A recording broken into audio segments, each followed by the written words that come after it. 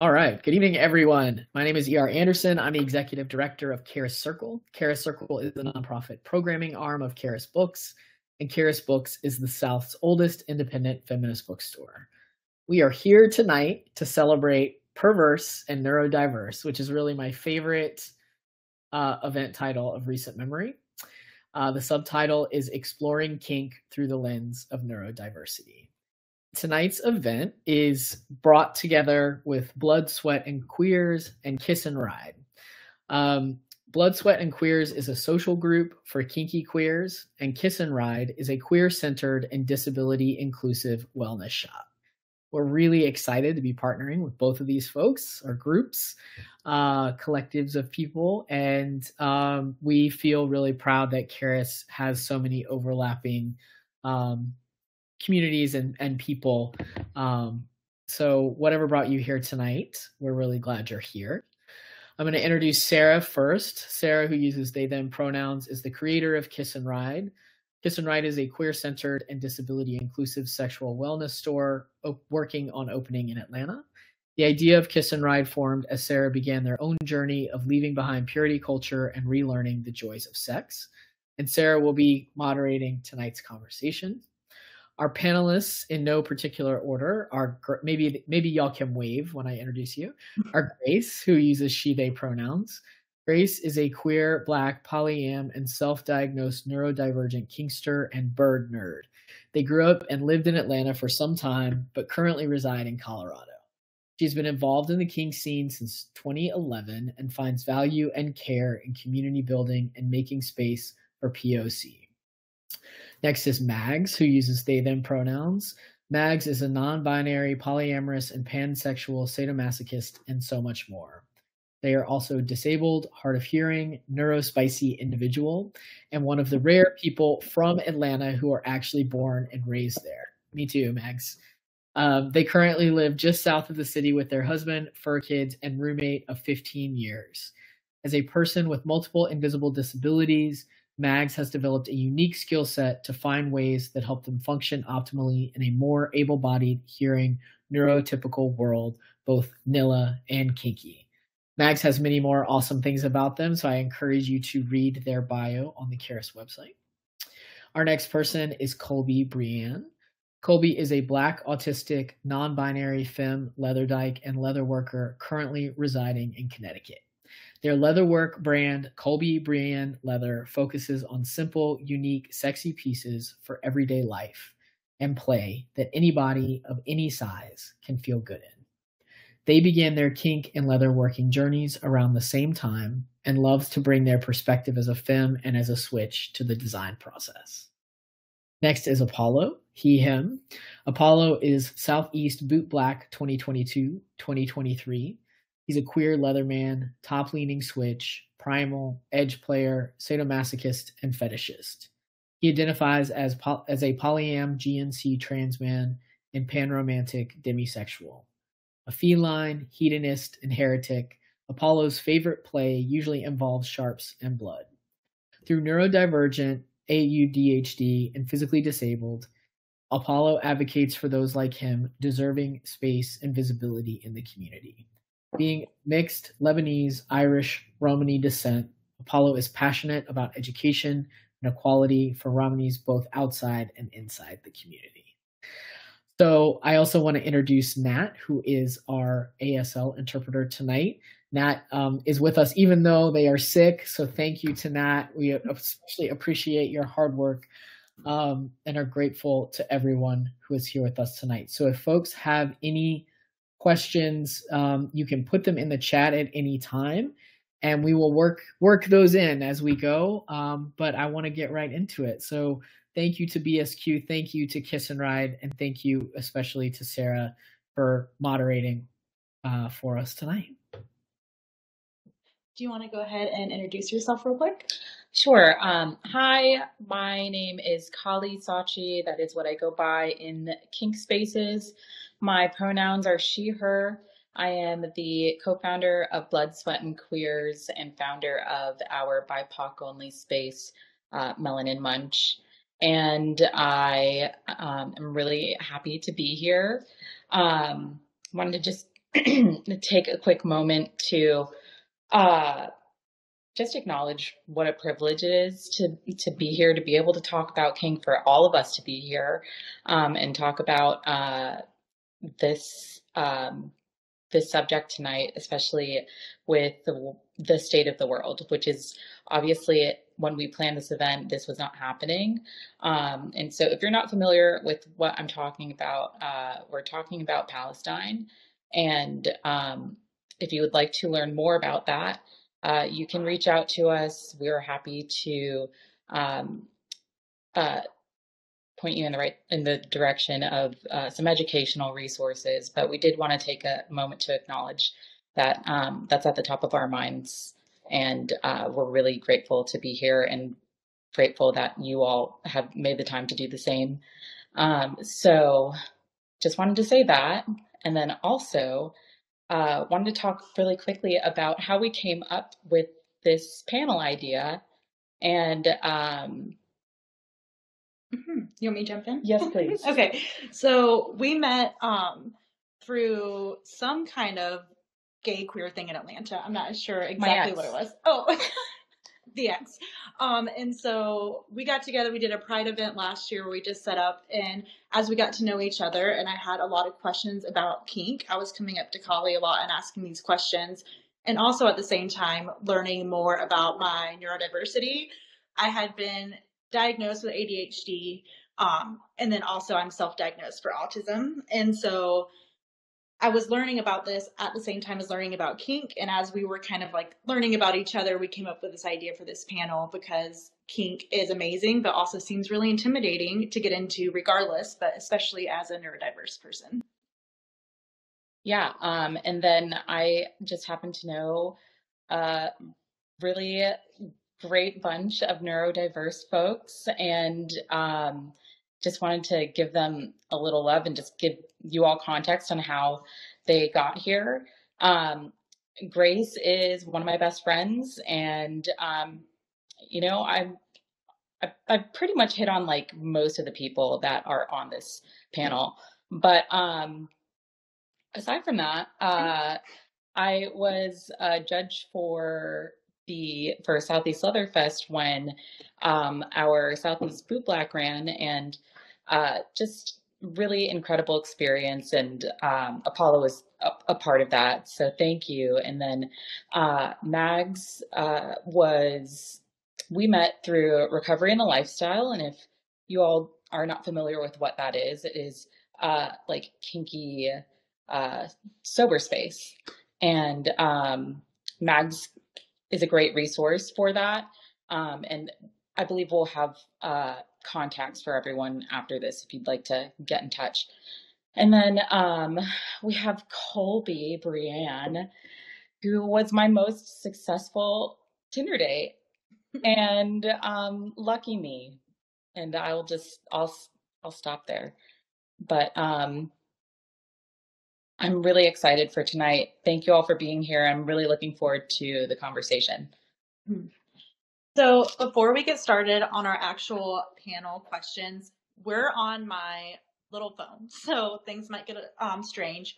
We had a graphic to share that was the neurodiversity umbrella, and we just wanted to take a second to acknowledge that I think when we say neurodiversity, a lot of times we think autism or ADHD, but neurodiversity is very broad and it encompasses a lot of different things, and we just want to acknowledge, while all of us on the panel are neurodiverse in some sense, it's all very different and we experience it in different ways. And then also want to hold space for people in this chat who are questioning if they're neurodiverse, kind of discovering that for the first time, and just reminding people that self-diagnosis is really valid and important in this field. It's a privilege to get diagnosed, and we don't always have that.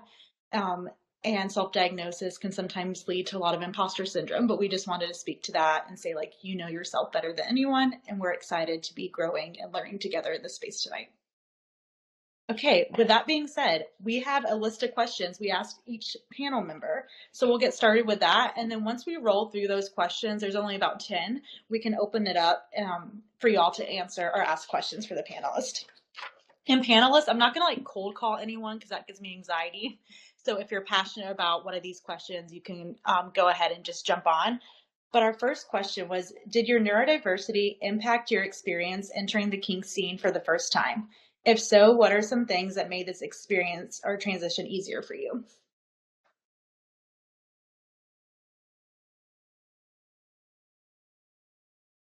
I mean, honestly, I'll just go first because I'm so nervous.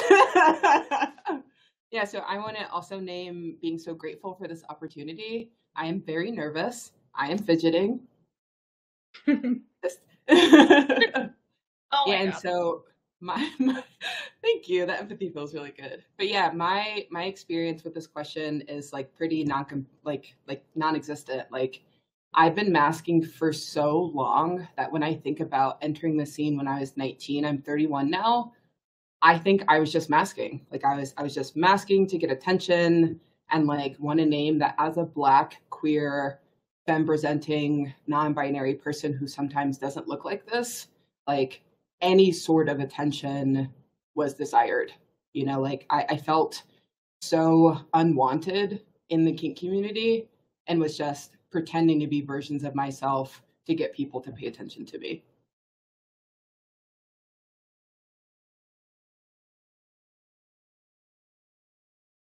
Thank you for sharing that. I think we're all familiar with the feeling of masking and how that ends up impeding us in the long run. Anyone else want to jump on that question?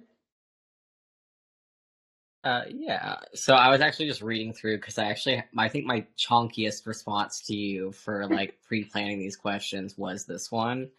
And I was like, absolutely. I think that it has affected my experience entering the kink scene, whether that is being clocked without having been masking or because masking is like one of the most significant impacts on like my struggles in the kink scene because like I feel like they're seeing a different person at events than I am at home.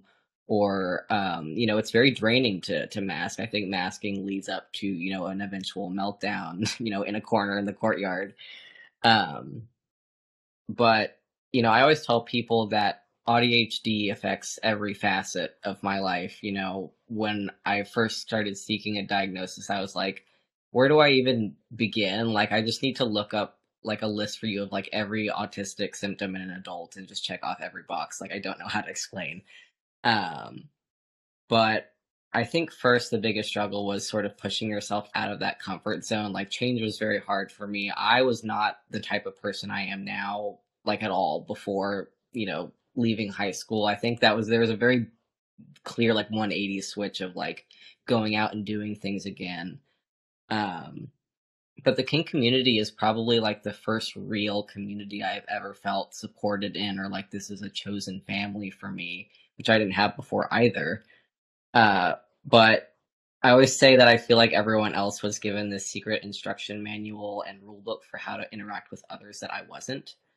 Learning the hard way through trial and error and the ways that I communicate and process my thoughts and emotions are not only different from any neurotypical, but even two neurodivergent people aren't exactly the same. You sometimes do have to learn to adapt by yourself. And sort of be vocal about the accommodations you need because, if you can't speak up about what you need, then you aren't going to receive those accommodations. Unfortunately, you need to speak up to get what you need. But sometimes your communication style is incompatible with others, and that leads to misinterpretation and misunderstandings. Delayed thought processing, having a harder time reading social cues, having difficulties clocking what emotion you might be feeling or not even realizing your body is telling you something that is wrong or it needs something, I've almost died of dehydration in my own house. Like I forgot to drink water for 3 days and the tap was right there. So, things like that. These issues plus stigma that autistic people are innocent or childish or naive or we're very heavily infantilized and not having a sense of autonomy, you run a significantly higher risk of your consent being violated. I know mine has been, and autism could mean it could very well happen again in spite of whatever self-awareness I might have.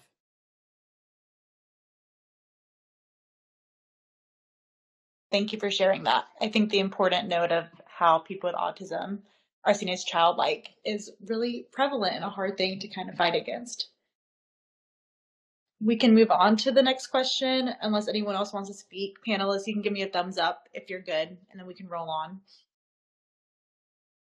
Okay, great. The next question is, how does your neurodiversity influence your relationship with kink? How does it impact the type of play you seek out? And I know that we put this question because I'm a sensory seeker, and that's what got me wanting to get involved with kink, was to get those sensory needs met. So that's where that question comes from.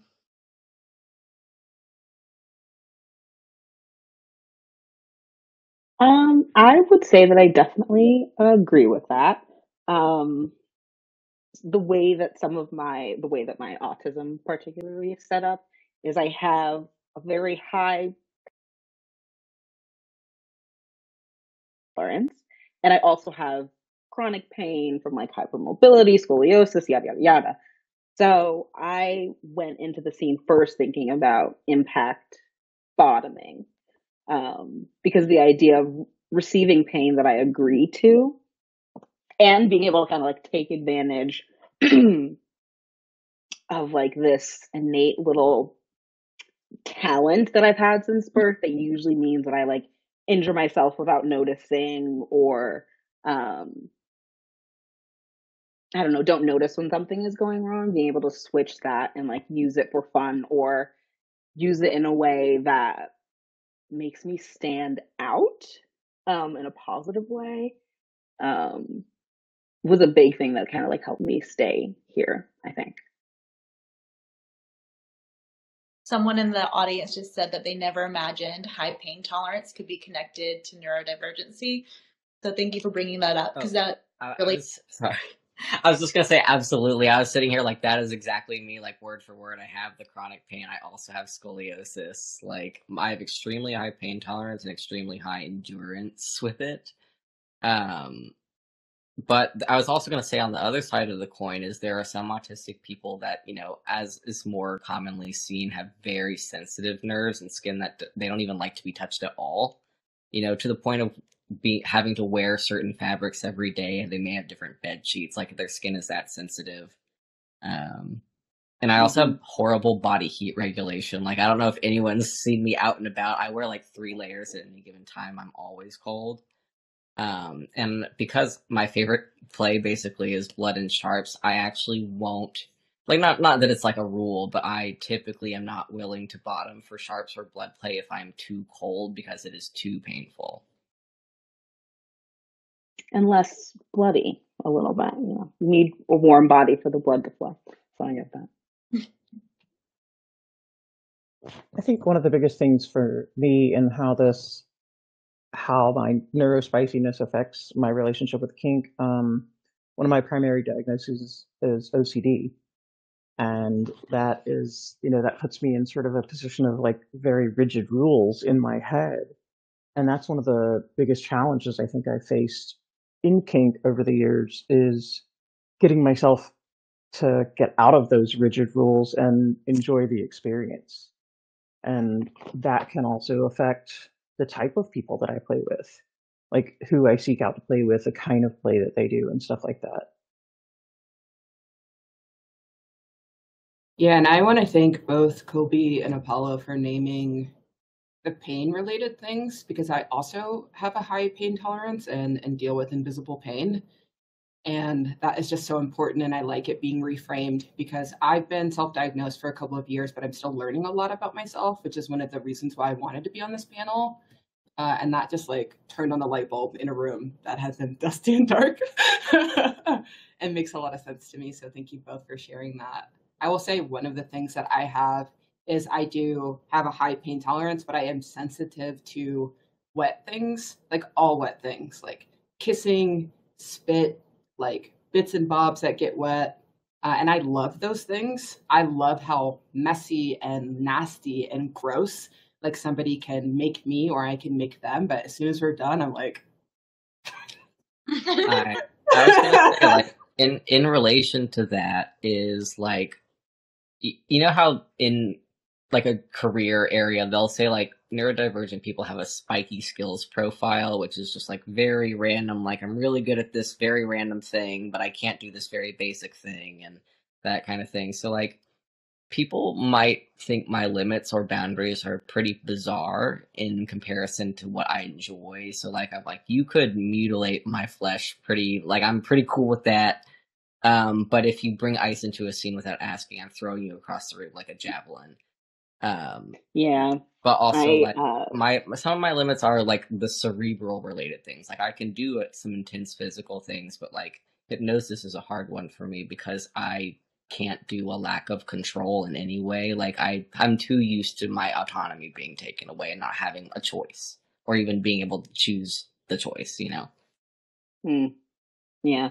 Even thinking of just a sensation difference. So like, you could hit me with a bat and I'd probably be very excited.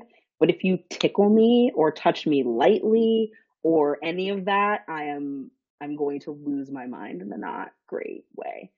So that's also like, it can be all over the place. Yeah, just thinking about it, it's like grossing me out. I'm the same way. Like, my stuff is very all like up and down all over the place, and I have caught flack for it over the years, like from people like, "Oh, that seems so weird," and blah blah. And I'm like, okay, then that's just not. We're not a good match. Then move along. Yeah, You know, exactly. like, They're gonna make fun of you for that. Also, the people who think that, you know, because you're neurodivergent, especially for autism, they think that you're so naive or childish or infantilized that you can't consent. You can't consent to kink or sex at all. And it's very infantilizing because, like, I am an adult. I would like to believe I am mentally sound, but I don't think that's my choice. But, you know, like, it's kink shaming, but in a weird way of like, what is the standard of what people think kink is? Like, I do a lot of sharps play, but I'm not a big impact bottom because my scoliosis makes my ass the most painful part of my body just living. So like, I don't want to be hit on like my rear end or like even the back of the thighs or where you're typically hit. But sharps is a very skin deep level pain to me. And then like, I like punching rather than like stingy impact because of my muscle pain. It's like a deep tissue massage. So I'm like, this is great. Like, I did cupping on myself yesterday. But like, for example, the edge play that I do versus having a limit against face slapping as a bottom. Like, I don't like my face to be slapped because it's very humiliating to me. I've had it done without my consent before. But people will say, you know, it's just a face slap. Like, it's just that compared to like the other things I do. But there's a cerebral side to that. There are reasons, you know, and also trauma. So. and something that I think a lot of people don't think about is that trauma feeds into that whole neurodiversity, right? Like, that is neurodiversity as well. That is it affects how our brain develops and shapes, and it dovetails into all of our other neurodiversity. And There's someone in this audience that has said exactly that to me this past weekend, is that PTSD does literally reshape your brain. it does. Lifelong, you know, experience of that here for sure. And I think that that's something that we don't think enough about and talk enough about, is how that affects us and affects our play and our kink and the rest of the stuff that goes on with our brains.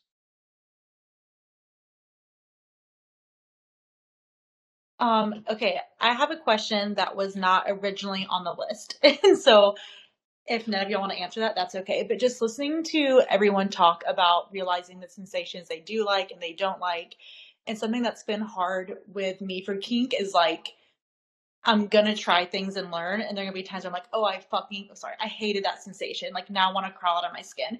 How do y'all have any advice on like how to regulate, because I know when I try something new, I don't like it. Like, I shame spiral instead of just being like, hey, I tried something new and now I know it's not on my like to-do list anymore.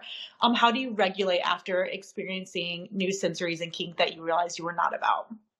I will say it depends on how my body's reacting. Like, am I experiencing a trauma response? Am I feeling angry? One thing that I've learned that you can do, and I'm going to stand up, if you're feeling angry, you can actually hit your sides like this. Mhm. And it like shakes up your skeleton and helps regulate your nervous system to move through anger.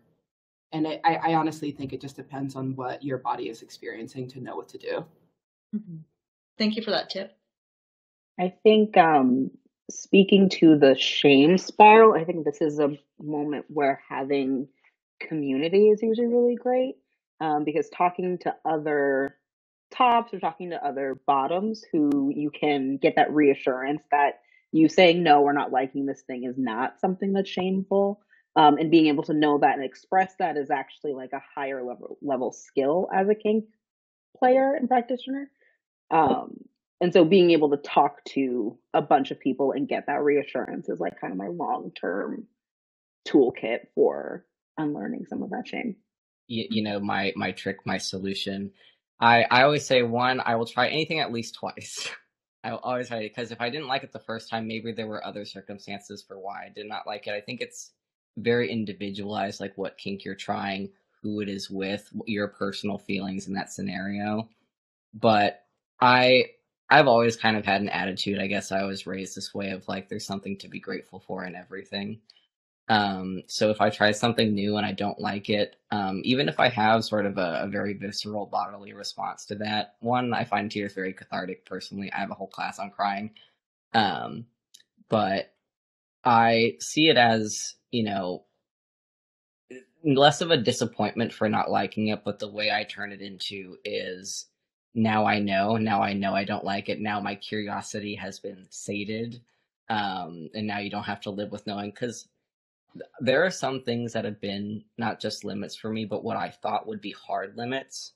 And then I got curious, and now they're not just no longer limits. They're some of my favorite types of play. And I think it's, you know, I think that on both sides of the coin of whether you like it or don't, you've discovered something new about yourself that will help you move forward in a happier way. That's super helpful. Thank you. We're getting a lot of questions for Grace on, Grace, where did you learn that tip to hit on your skeleton? Who taught me that? I just learned it too, so it was somebody I was spending time with. I will think on that and can respond later. But it is somebody who is educated in the thing. I just need to think about. The question caught me off guard, and my brain was like, nobody taught you. Deep breaths in and out, calming. 4 seconds in, 4 seconds out. Like, my breathing regulation really helps calm me down. My physical therapist taught me that. Nice. Very helpful. Thank you. Yeah, the chat was blowing up with wanting to know. So thank you so much. The next question, as we're talking about this, is do you disclose your neurodiversity people when you're playing with them? And or like, when do you decide to disclose that? I absolutely do. Sorry. No, go ahead. We all just like, yes. I absolutely do, because it affects every part of play for me, right? Like from how I receive those sensations, like we were talking about, to how I react to, you know, how I react to if something goes wrong or things go right, or, and I think that we work better with more information, not less, whether you're the top or the bottom, you know. And I had a dominant, this was many years ago, and I was like, okay, here's the stuff, and like laid it on the table, and they were like, you shouldn't tell me all that stuff. I can use it against you. And I'm like, yes, or, you know, you could not traumatize me further too. That'd be great as well. So, you know, ta-da, here's the information. Like, so for me, absolutely yes. And it's early on for me, like in negotiation. For me, I don't really play with strangers anymore. So people who haven't met me in some sort of context. And my autism in particular is one of my special interests. So I also can't really shut up about it most of the time. So you're probably just going to know through context or me talking about it before we even play most of the time. I relate to both Mags and Kobe on that, especially your first line. I actually like almost verbatim had that written for my response is like, yes, I do disclose it, and basically right away not entirely, not out of a sense of obligation, but because it so heavily impacts everything for me. How could it not come up? And being on this panel, obviously, I love to talk about it. I info dump about the fact that I'm autistic, so it's like the info dumping on info dumping. But also, I try to let people know as well, because I'm sure other people get this, is autism isn't a superpower. Calling it that invalidates the fact that we struggle, that we face discrimination, there's stigma, or worse. It is a disability, and it will still be a disability even if I was given all the accommodations in the world. But I do love my autistic self too. I'm certainly not ashamed, and if they have a problem with that, then it's not someone I want in my life anyway.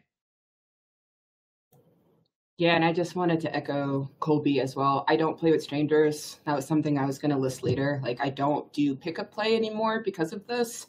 And I find I'm also more drawn to other people that identify as autistic as well and prefer playing with those people, because that communication just is handled so much better, handled so much deeper. And the play just feels so much more connective in this way because we do have this interest that we share.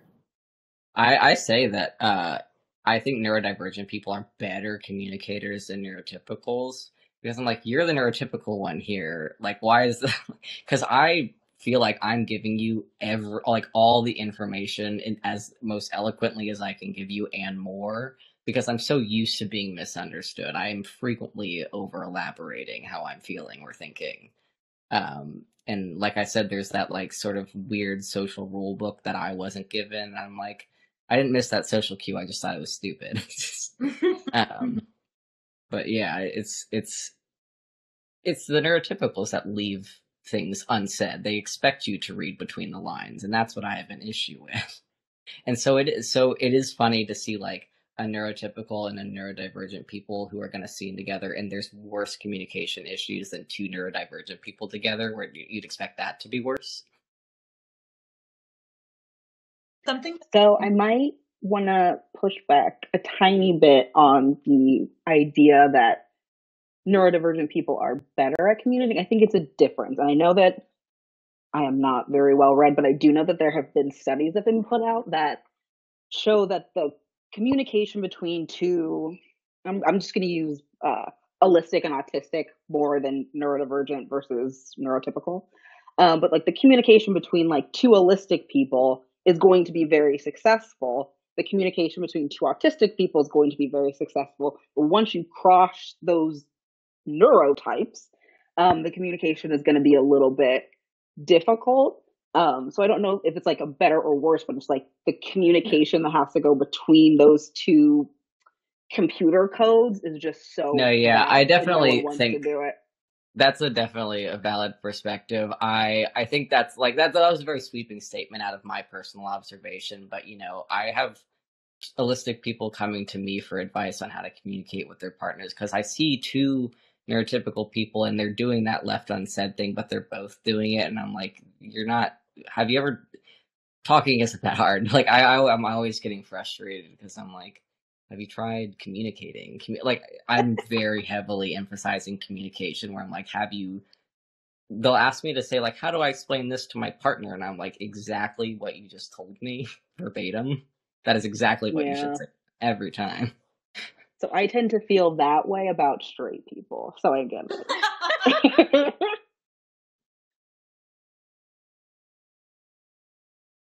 I think that's something that like drew me to kink, though, was like it's almost like there's like social cues written into it when it comes to negotiation. Like communicating in those terms makes it a lot easier for me to like understand what's going to happen. There's more of a playbook, and that kind of communication really puts me at ease in comparison to day-to-day interactions. I know y'all touched on this a good bit already, but if you want to add anything to this question, it's how does your neurodiversity play out during scenes and parties in real time?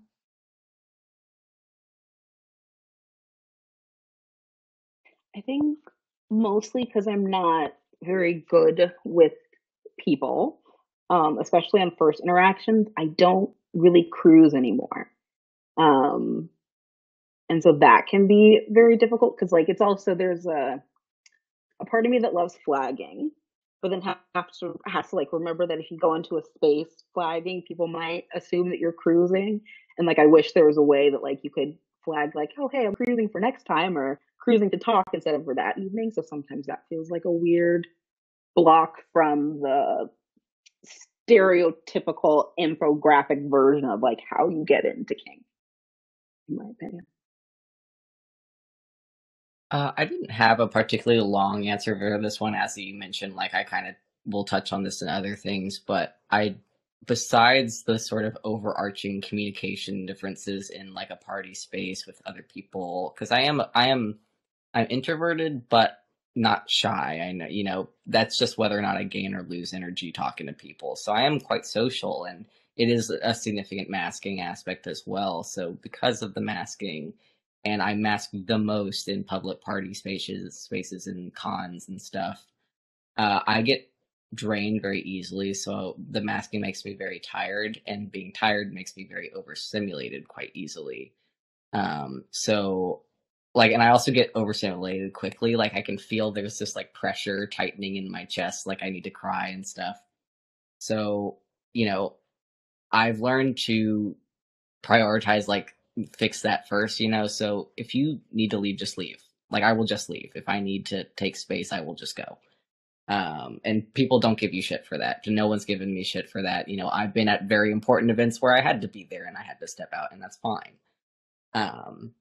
Where I also don't tend to overbook myself for like scenes in a night. I'm honestly maybe doing a scene in a night tops. So it's usually one and done for the evening.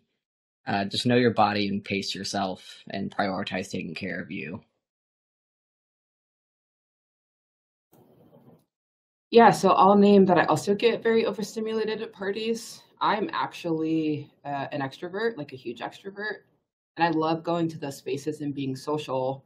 But once I realized I was masking and I didn't want to be masking in those spaces anymore, I started noticing things that I didn't notice before. Like, I think play spaces are too bright sometimes. Like, certain spaces are like too bright or too loud. The music is always so fucking loud. Like, the music is always so loud. And I now wear earplugs in those spaces to help regulate me with the volume, but I know that I have a time limit, and I absolutely agree with Apollo. I've never had any issues with leaving. I know how long I can be in a play space. I know how much play I can do, and I fucking bounce when I need to. Like, clock's ticking. The second I walk in the door, I bring earplugs everywhere. I wore earplugs at such a blessing. But what was I gonna say about that? No, it's gone. That's okay. I'll come back to it. But yeah, earplugs definitely help a lot. And I just also, I want to reiterate, like, leave when you need to leave. I think it's like a social standard to stay at a party and like leave when everybody leaves at the end of the night. And I think people just need to go when you need to go.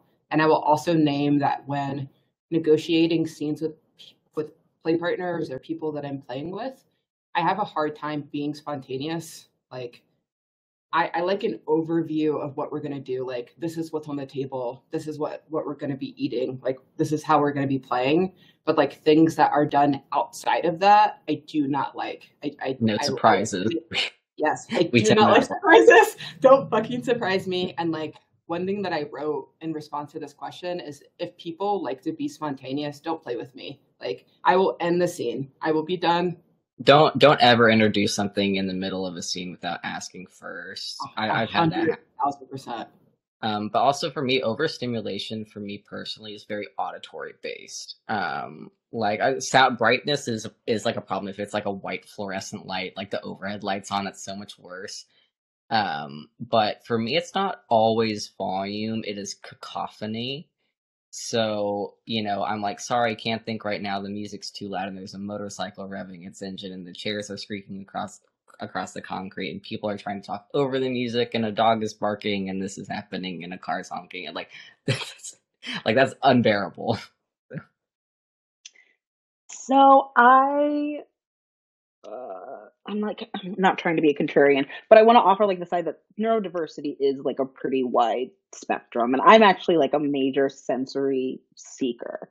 I'm a maximalist, so I like viewing things. I usually like loud music. So for me, going to play parties, usually at the basis, I don't go to play parties where I don't know people, which is like, it adds one base layer of comfort where I don't feel like I have to max.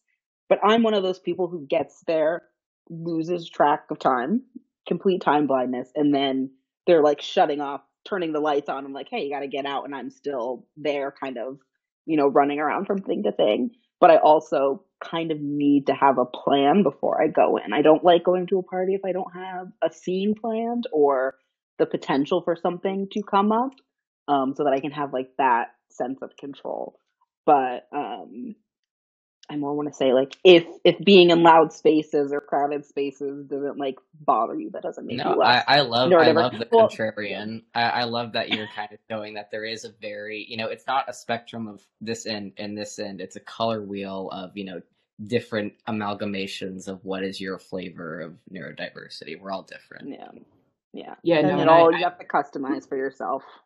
And we Yeah. all can be in, like, for me, like you guys were all talking about, I was like, I'm all those things.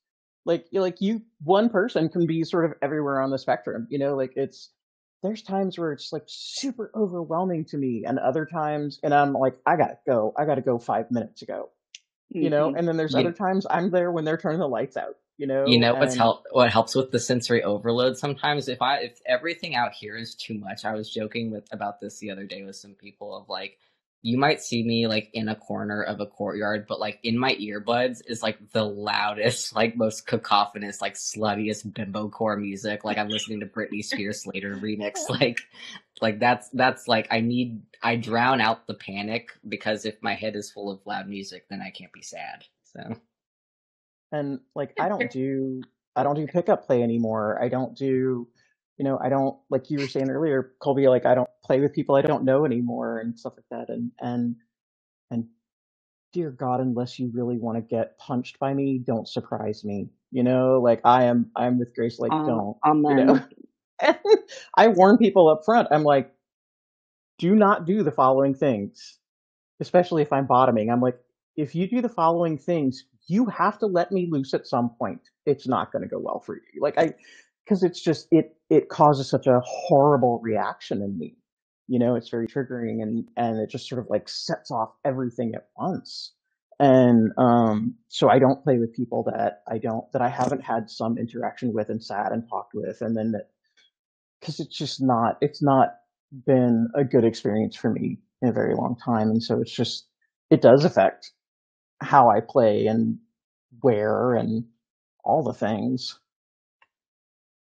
I also just wanted to echo both Colby and Max, because I agree. Like, if I'm in a play space and I know everybody that's there, I don't care how loud the music is. I don't care how bright the lights are. I don't care if I'm like excitedly overwhelmed because I'm so eager to be like with my community. But yeah, the less people I know in the space definitely leads to being overwhelmed a lot fucking faster. But yeah, there are nights where I've had time blindness and we're like shutting down the place. And that's a great experience when it can happen that way. I was going to ask about something that we touched on a little bit as far as negotiations go, and like, how do you negotiate, I guess, what accommodations you need, and like, what are some of those accommodations? I just lay it out flat out in the beginning. For instance, and I think this was one of the questions later on, but about it can happen to me when I'm playing that I become nonverbal, which for those of you who know me is really amusing on some level. So one of the things that I negotiate up front is that there has to be something in my hand that I can drop. Right? Like, because if I become nonverbal, I don't just become nonverbal, I become almost non-responsive completely. And so all of the stuff that like that and the other accommodations that I need, I put it just on the table in the beginning, and like, here are the things that I need if we want this to be a successful, play session for all of us, and if you can't do those things, tell me that stuff up front, because if you don't, it's going to be not good for any of us. So in like, if I were to sort of play out like my negotiation and kink scene experience, I feel like mine is a little individualized as well. But besides this first part, but like when I'm negotiating, I ask a lot of questions. I have like a long laundry list of questions. It's kind of draining for some people. They're like, "You ask a lot of questions," and I'm like, "Well, I would rather not have a consent violation issue." So. Um, but I even write things down. I may re-ask things sometimes to feel affirmed that I understood you right, and I will remember.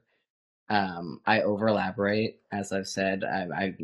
I'm used to being misunderstood, but I may not know or realize what information you need unless you ask me good questions during negotiations too. Sometimes I don't always have that sort of theory of mind of you don't know something that I do. But I may not ask a question if I don't even realize there's something to be questioned. And I personally actually don't much enter a headspace at all. I'm pretty cognizant and mentally sound throughout a scene, even intense ones. Like I tell people when negotiating, you can ask me like a question at any time and I will eloquently respond. And afterward, I'm not, how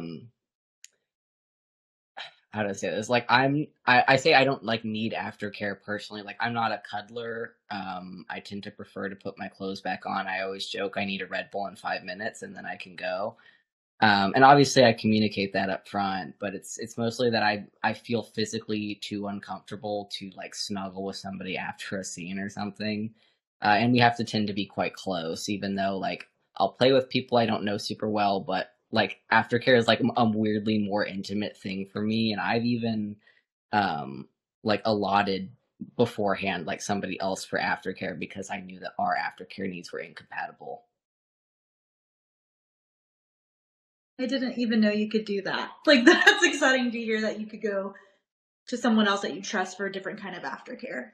Because we haven't negotiated yet. Oh, yeah. Oh, my God. That's actually that was the other thing that we left out when we were coming up with this panel.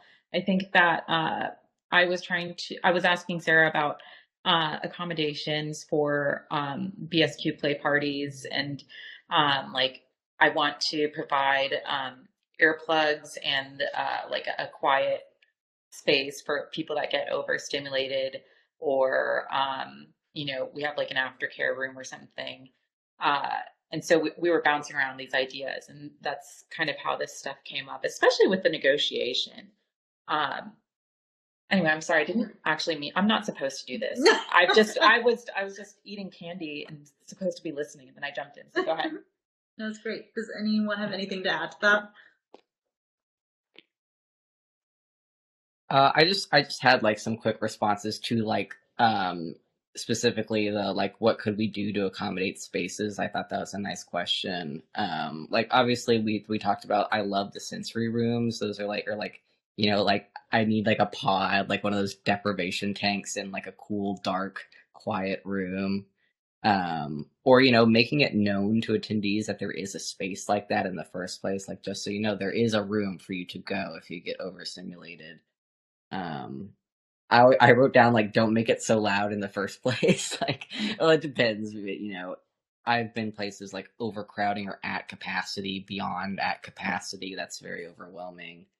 I also wrote if the mood strikes, you could have a little pin or like a sticker or a badge that like addresses that you may be neurodivergent, or could say a specifically autistic or ADHD, or I'm mute, or I'm nonverbal, or please don't touch, or something like that.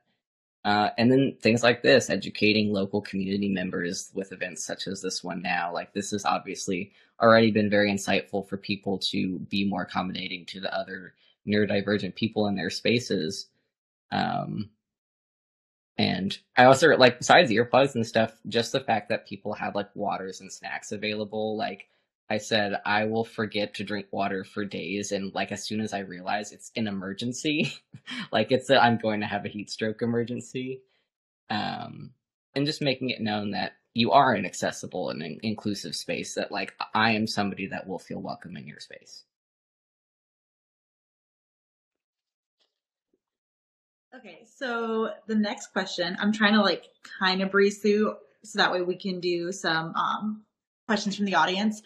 But we talked about a little bit about going nonverbal or different communication aspects. Have y'all ever been playing and have like a communication issue and breakdown in real time? And then how do you kind of come back from those moments?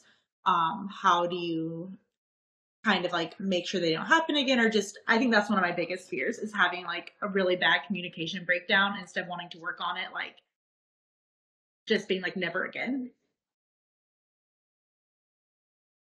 I've had a miscommunication issue like breakdown in the middle of a scene before. How would I put it? It was like something that neither of us would have anticipated to negotiate for. I believe, like it was said in our negotiation that like breaking skin was okay, but it occurred in such a way that frightened them. Like they got scared. They were shocked by like when it occurred, and so they had like an emotional breakdown, started crying, and like that, like there was no safe word, there was no indication to stop. But for me, like I understand my social cues enough to know like that this needs to stop moment. But it's of course very individualized to you, the person, the scene, what you're doing, where you are. It's very specific, unfortunately. But for us, like I just stopped everything. We sat down on the ground, held each other for a while, and they decided to continue. And knowing them well enough, I trusted them to do that. It was like, calm down. Like, what happened? What are you experiencing? And the same person I played with before, and sometimes they'll be like, I need you to make the decision right now. Like, I need you to decide what to do. And I think it does depend on trust a lot as well. I think that is like a really good way to do it, like actively in the moment. But my brain kind of went to the, I guess, like self work of trying to remember my propensity for black and white thinking.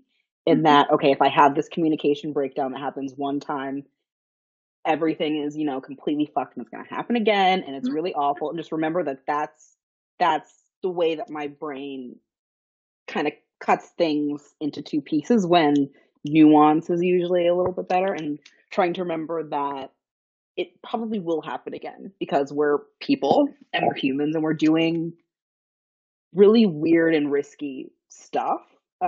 Even though like just relating to another person is also, I think, weird and risky stuff. And then when you add like the weird sexual clown antics that we do, it like becomes very complicated. So this is trying to remember like it will happen again, and just paying attention to how you move through that with someone, that communication breakdown, and if you can translate it. And that's usually like the thing to think of going forward. Kink is a very sensitive I mean, this is a community that has very complex conversations about some very complex issues. But yeah, it obviously depends on the situation, but like trying not to be too hard on yourself on the fact that like whether as the bottom or the top, or who has sort of like this sudden shock realization of like there's been a miscommunication, or like I realized I don't like something suddenly that like I thought I did, or people realizing boundaries like in the moment that it's happening. They're like, I didn't know this was a problem before, now this is a learning experience for me. And like the fact that that is a learning experience, like you can't fault yourself, or depending on the other person, where if you agreed to do something and you're like, oh, this does bring up old trauma for me, I didn't know it would do that, you can't, you need to be compassionate to yourself. Thank you. I think that we're coming up towards the end of our time. So we wanted to, did you have any more questions? We can go to, are y'all okay, panelists, taking some audience questions? Are we feeling good about that? Okay. I'm going to start with the top and then we'll just scroll down. Right now we have about 5 or 6 questions.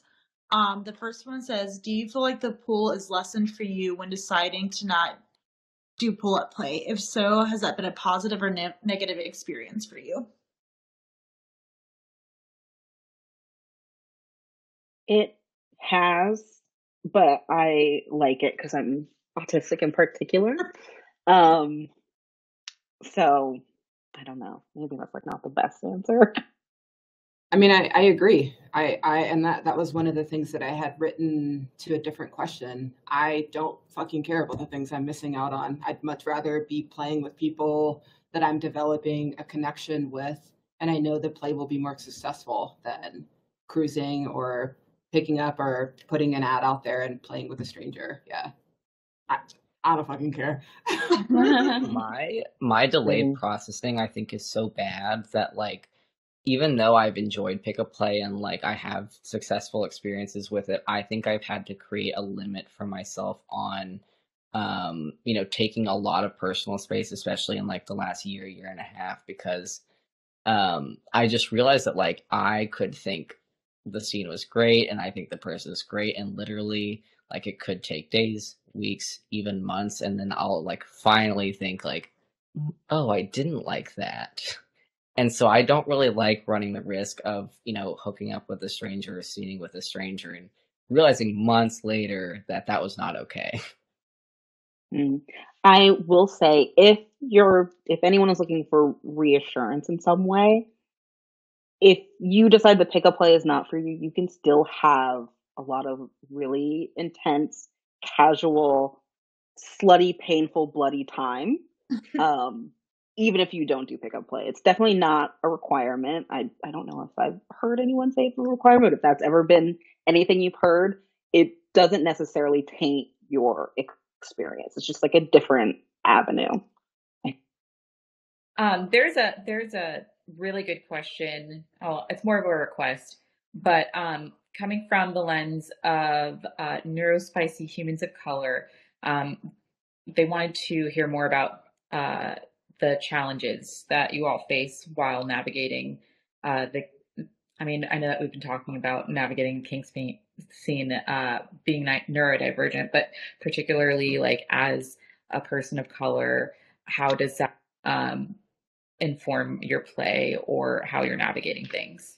Okay, so I'll start. It kind of takes masking and it doubles it. So there's like a level of masking, and then I tend to be in predominantly white spaces because I came up through predominantly white spaces. So there's the masking, and then there's the code switching.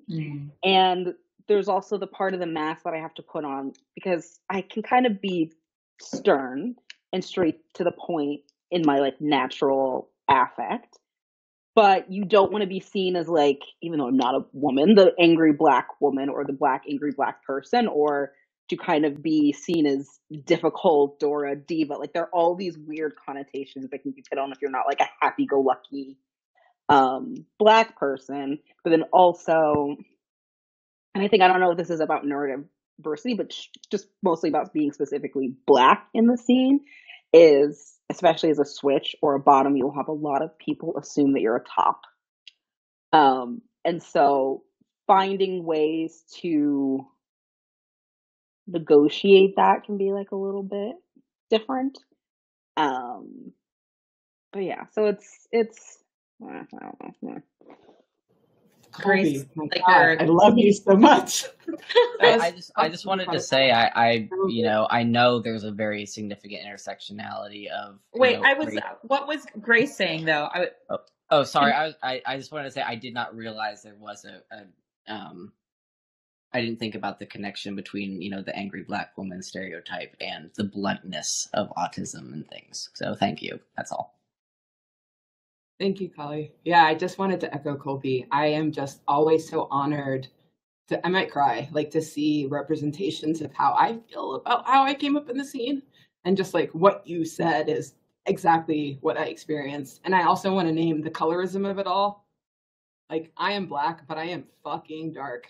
And I grew up in the South. I am originally from Atlanta, and I now live in Colorado, and it is fucking hard.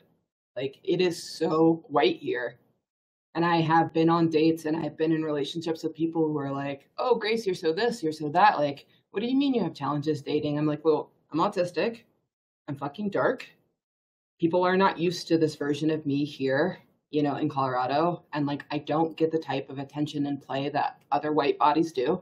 You know what I mean? And like, yeah, just thank you so much, Colby. Thank you. Like, absolutely. Like, the angry stereotype. Like, people always think that I'm only a top, and don't get me wrong, I fucking switch. But like, yeah, just thank you. Like, what a fucking honor.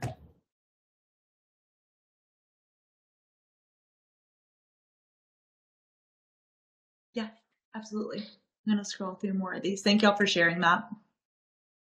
Oh, a good question that someone asked is, can someone define what it means to drop? What is sub drop? What is top drop? The whole thing.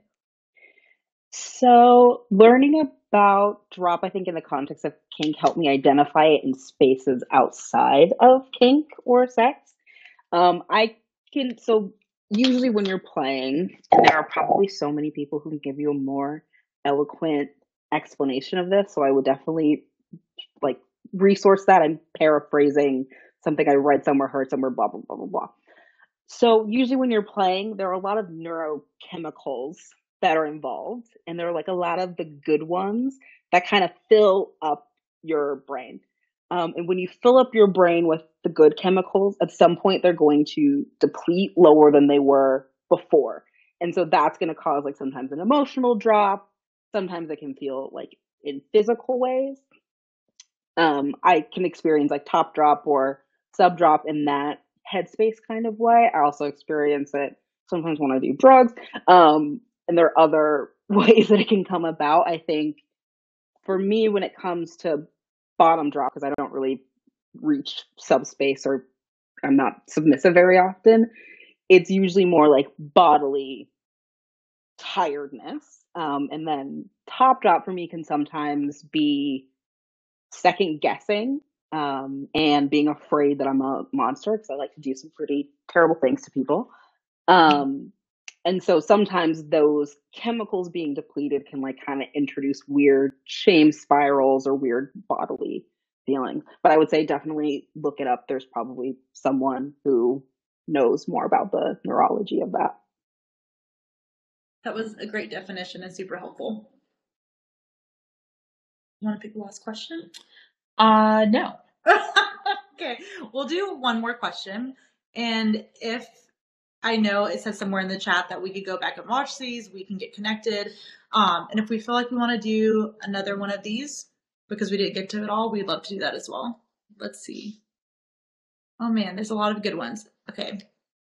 I'll end with this one because I think it seems pretty hard. How do you get involved in the community when you don't know how to get involved in the community? Where do you start? Show up and talk to people. You would be surprised how just kind of like being there and not being like capital A annoying, but like lowercase a annoying can sometimes like get you there. Just like find people who you think are interesting and you like what they're doing and try to get to know them. Volunteer events offer service. Pay people if you think that would be helpful.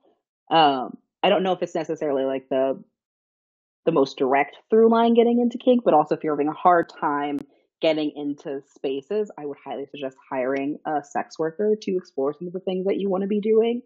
But really just showing up and talking to people. And if you're an introvert, I know that's like super hard, but you'll find your people that way, in my experience at least. Yeah. I think for me, it depends on like where your baseline level of like how far out of like the circle you are. So like, I will say FetLife is a pretty good resource. It depends on if you know how to use it well, you know, finding the local groups, maybe like DMing local kink organizations like BSQ. If you saw them on FetLife, I'm sure you could send like a direct message and being like, what are some resources for meeting other people in the area? When are your next events?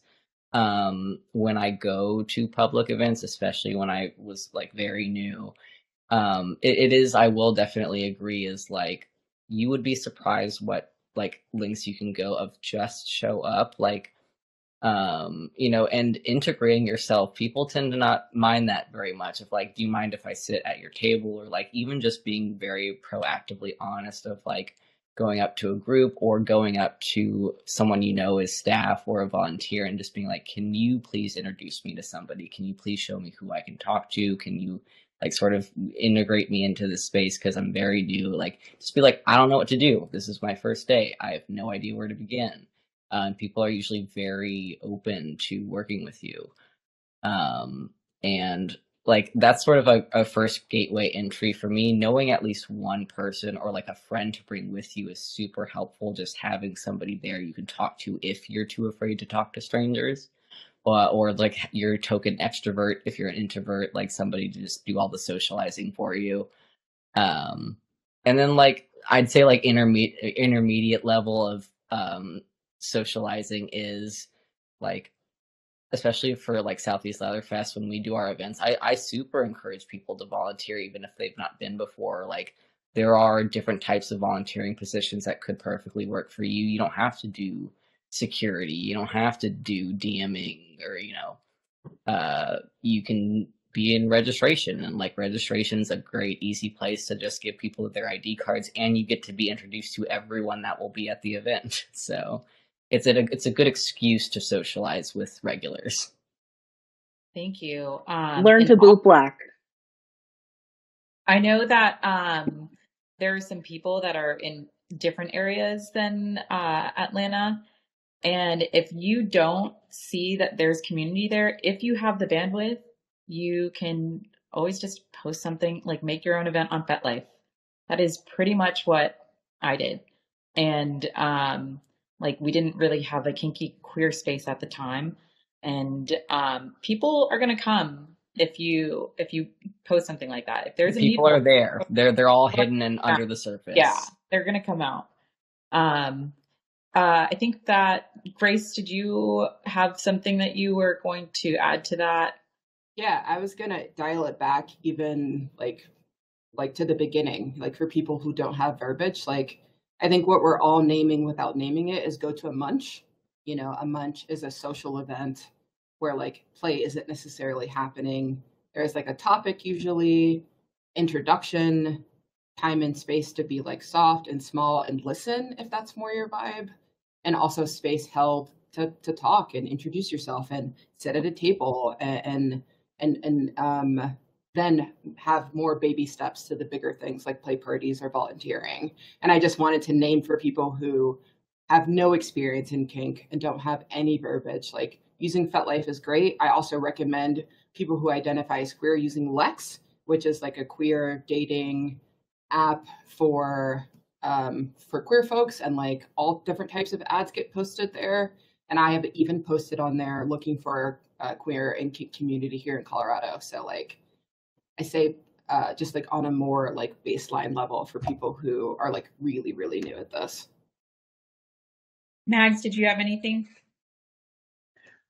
Grace said what I was thinking. Like I have met so many people over the years just coming brand new in through a munch, right? Like that's their first connection, and it's a great low pressure space. There's not all of the pressure that you have like at an event or going to a club, and it's usually somewhere, a restaurant, somewhere public, and it's a great way to come in and meet people that's not so high pressure. Yeah, munch was actually the word I was just kind of blanking on, but I do agree that a munch is a great entry point as well. All right.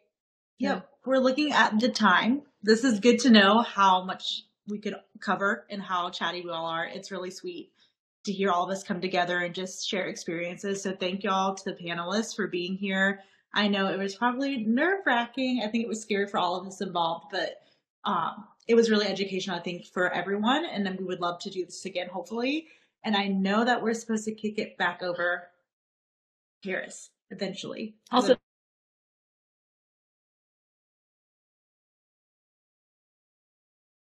let someone massage those hands for you. Thank you all so much. We really appreciate you. Thank you especially to Blood, Sweat, and Queers and Kiss and Ride for making this happen. Thank you to our panelists. Y'all are awesome. I thought I knew things. I learned new things tonight, so that's always exciting. Thank you. Thanks to everyone in the chat for showing up with such enthusiasm and joy. That's really exciting. So someone asked if you could exchange basically social media handles, feel free to do that. Just specify what platform your handle is for. And just know that anyone who is registered for this event or who registers for it in the future will be able to see that. So that's the container of privacy that we're in. But it is a pretty safe container, but not completely private. We will be adding captions to this and putting it on the Charis Circle YouTube channel, which is youtube.com/Charis Circle, probably in a couple days. So if there's anybody who you're like, man, I wish my friend could have seen this, we will send an email to you at the email where you registered for this event, letting you know that the event is now up on YouTube. You also can continue to visit this same URL and look back over the chat. So if you didn't get a chance to read all the things in real time because it was scrolling too fast, you can revisit that as much as possible, because there are a lot of great comments and resources put in the chat. So thank you all again so much. I really appreciate you. And we hope that you will stay connected, and we look forward to future events with BSQ and Kiss and Ride and Charis, because we're so excited about this partnership. So thank you all so much. Stay safe and well. Good night.